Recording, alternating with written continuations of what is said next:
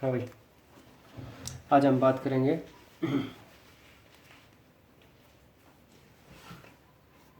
Electric field intensity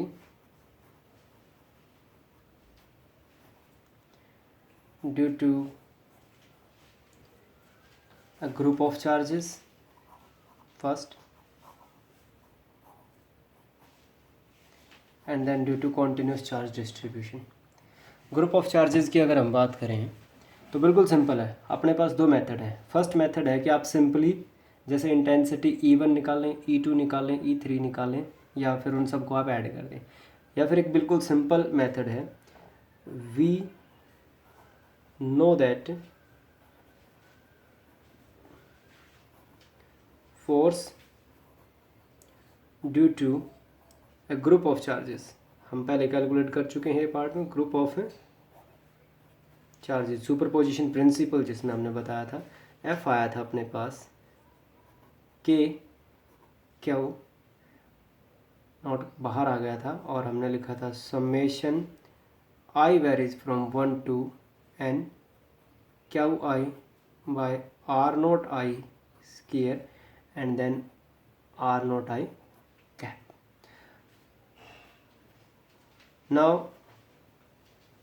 as we know that, हम जानते हैं कि भाई जो इलेक्ट्रिक फील्ड इंटेंसिटी है E which is equal to F by q naught. So F की वैल्यू को अगर क्यू नोट से डिवाइड कर देंगे तो क्या आ जाएगी इलेक्ट्रिक।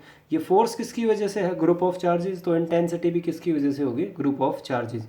सो इसको डिवाइड करेंगे, सो क्यू नोट से क्यू नोट क्या हो जाएगा, cancel. That is electric field intensity due to group of charges will be equal to के summation I varies from 1 to n Q I divided by R naught I square and then R naught I cap. This is electric field intensity due to a group of charges। बहुत simple है। Force हम निकाल चुके हैं, force की जो भी value उसको क्यू नोट से डिवाइड कर दीजिएगा तो आपके पास क्या आ जाएगी, electric field intensity due to a group of charges. आगे हम बात करते हैं electric field intensity. EFI stands for electric field intensity due to continuous charge distribution। continuous charge distribution similar to अब, बिल्कुल वैसे ही। हमने करना क्या है इसमें, हम फोर्स निकाल चुके हैं due to continuous charge distribution। We know that force due to continuous charge distribution। क्या आया था force, first for surface charge distribution, for surface charge distribution, for surface charge distribution our force is F is equal to K Q naught integration over surface area S and it is sigma ds divided by R 1 naught या not 1 square into R naught 1 cap. अब हम जानते हैं, we know that electric field intensity is equal to F by Q naught, F by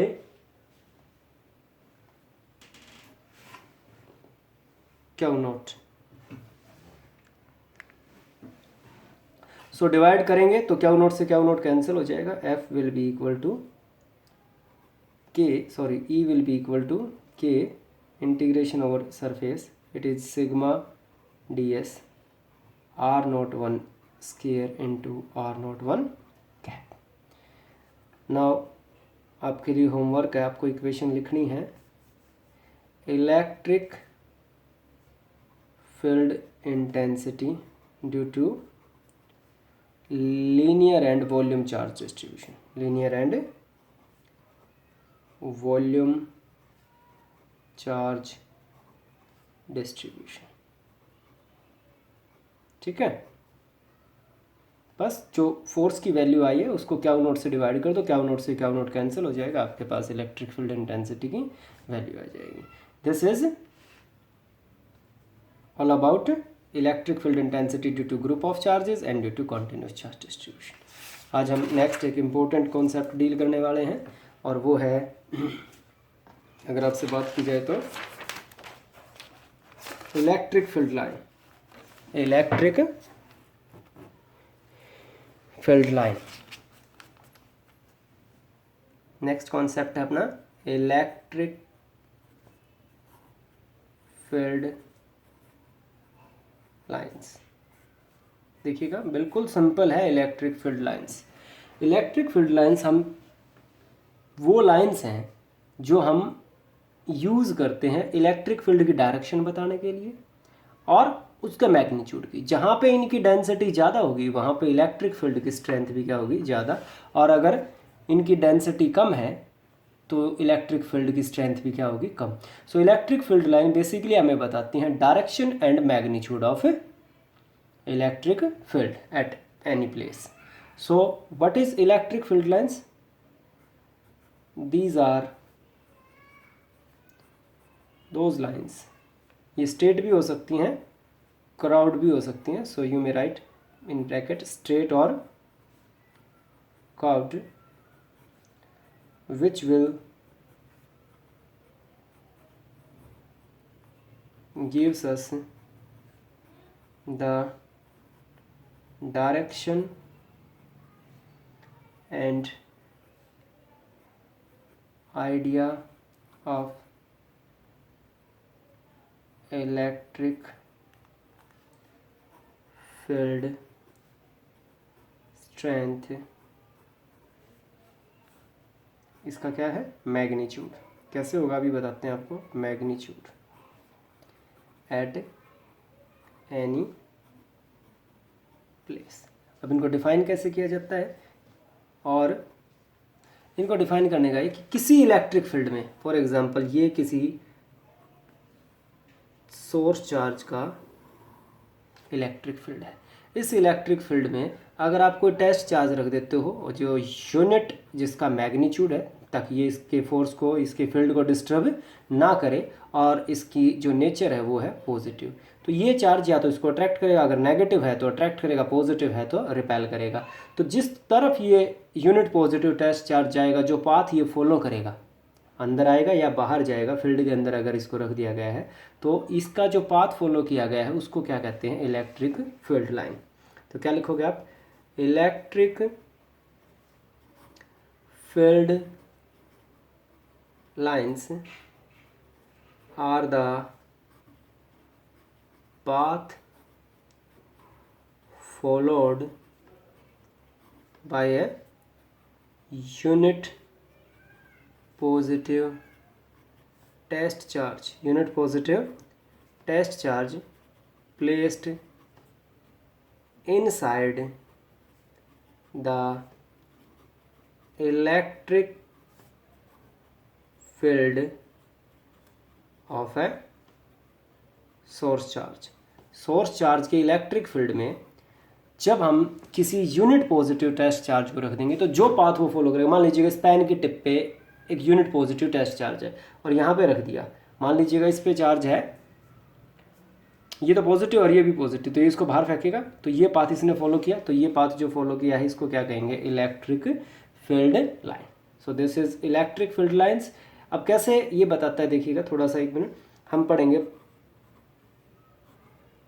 properties of electric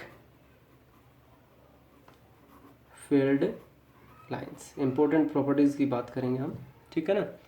first property, these are continuous curve. these are continuous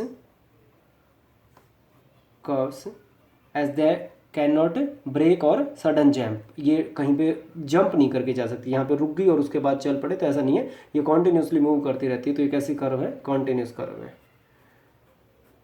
to electric field lines, two electric field lines can never intersect each other, तो electric field line एक दूसरे को कभी भी intersect नहीं कर सकती। क्यों नहीं कर सकती? क्योंकि जहाँ पर भी ये इंटरसेक्ट करेंगी, for example this is intersection point, अगर स्ट्रेट लाइन इंटरसेक्ट करती हैं तो स्ट्रेट डायरेक्शन दो हो जाएंगी, अगर कर्व्ड लाइन करती हैं तो सिंगल पॉइंट पे we can draw two tangent, for one for this line and another for this line.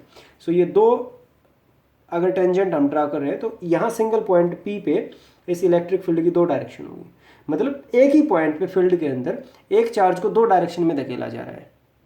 Is it possible कि ये दो तरफ जाए? ये यूनिट पॉजिटिव टेस्ट चार्ज एक ही तरफ जा सकता है, एक पॉइंट पे दो डायरेक्शन इसकी नहीं हो सकती, as on intersection point we can draw two tangent,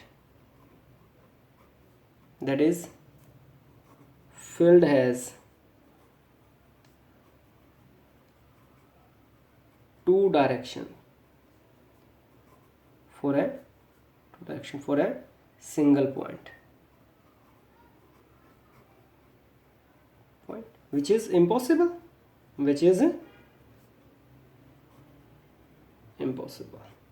ठीक है, तो इस वजह से ये सबसे इंपॉर्टेंट प्रॉपर्टी है, कई बार हरियाणा बोर्ड में इस क्वेश्चन को पूछा गया है, why two electric field line can never intersect each other, क्योंकि जिस पॉइंट पे ये इंटरसेक्ट करेंगी वहाँ पे हम दो टेंजेंट ड्रॉ कर सकते हैं, इसका मतलब उस सिंगल पॉइंट पे दो डायरेक्शन होगी और दो डायरेक्शन किसी एक पॉइंट पे पॉसिबल नहीं है, that's why two electric field line can never intersect each other. ये कॉन्टिन्यूस कर्व है क्योंकि ये जंप या टूट नहीं सकती बीच में, ऐसा नहीं कि टूट के फिर दोबारा स्टार्ट हो जाए, ये चलेंगी और लास्ट तक चलती रहेंगी, इस वजह से एक ऐसी कर्व्स है, कॉन्टिन्यूस कर्व है। और ये कैसे देखिएगा, अगर एक पॉइंट चार्ज के लिए, फॉर ए पॉइंट चार्ज, अगर हम तीसरी प्रॉपर्टी, अगर for a point charge, positive point charge के लिए अगर आप ड्रॉ करोगे तो ये कैसे होंगे, for a positive point charge they are as shown in figure। देखिएगा ये पॉजिटिव चार्ज है, ठीक है, इससे रैंडमली हर डायरेक्शन में पॉजिटिव चार्ज पॉजिटिव को क्या करेगा, रिपेल, तो इसकी डायरेक्शन क्या होगी, बाहर की तरफ होगी। इस तरीके से ये देखिए ऐसे इलेक्ट्रिक फील्ड लाइन बाहर की तरफ निकलती हुई दिखाई देगी, ठीक है ना। अब मैं यहाँ पे आपको समझाना चाह रहा हूँ कि अगर आप इसके नज़दीक कोई सरफेस एरिया अज्यूम करो, फॉर एग्जांपल अब मैं अज्यूम करता हूँ ये सरफेस एरिया, और मैं इससे दूर इतना ही सरफेस एरिया फिर से अज्यूम करता हूँ, ठीक है। अब आप देखिए दोनों सरफेस एरिया अप्रॉक्सीमेटली सेम है, लेकिन यहाँ पे इससे बहुत कम लाइन क्रॉस हो रही है, इसका मतलब यहाँ पे इसकी जो डेंसिटी है फील्ड लाइन की वो कम है, फील्ड लाइन की डेंसिटी यहाँ पे क्या है, कम है, तो यहाँ पे फील्ड स्ट्रेंथ भी क्या होगी, वीक होगी। एंड ऑब्वियस है कि जब आप इस चार्ज से दूर जाओगे तो फील्ड स्ट्रेंथ क्या होगी, वीक हो जाएगी। यहाँ फील्ड लाइन की डेंसिटी क्या है, ज़्यादा है, फील्ड लाइन की डेंसिटी ज़्यादा है, तो यहाँ पे फील्ड स्ट्रेंथ भी क्या होगी, ज़्यादा होगी। ओवरऑल अगर आप इसको रिप्रेजेंट करना चाहते हो तो आप इसको इसके चारों तरफ ड्रॉ कर सकते हो, just like this, this is positive charge. ये तो मैंने समझाना है आपको कि अगर आप इसके नज़दीक होगी तो डेंसिटी ज़्यादा होगी, डेंसिटी ज़्यादा होगी तो फील्ड स्ट्रेंथ भी क्या होगी, ज़्यादा दूर जाओगे तो फील्ड स्ट्रेंथ क्या हो जाएगी, वीक, क्योंकि number of field lines area में क्या होगी, कम। ऐसा नहीं बड़ा एरिया ले लेंगे, एरिया बड़ा होगा तो ऑब्वियस है वो आगे बात करेंगे एरिया पे कैसे डिपेंड करती है फील्ड लाइन। तो आप इसको अगर आप ड्रॉ करते हो तो ऐसे ये इलेक्ट्रिक फील्ड लाइन रैंडमली चारों डायरेक्शन में आपको जाती हुई दिखाई पड़ेंगी। पॉजिटिव चार्ज के लिए बाहर की तरफ होंगी, और अगर ये नेगेटिव चार्ज होगा तो किस तरफ होंगी, अंदर की तरफ होंगे, ठीक है। For positive charge their direction is outward,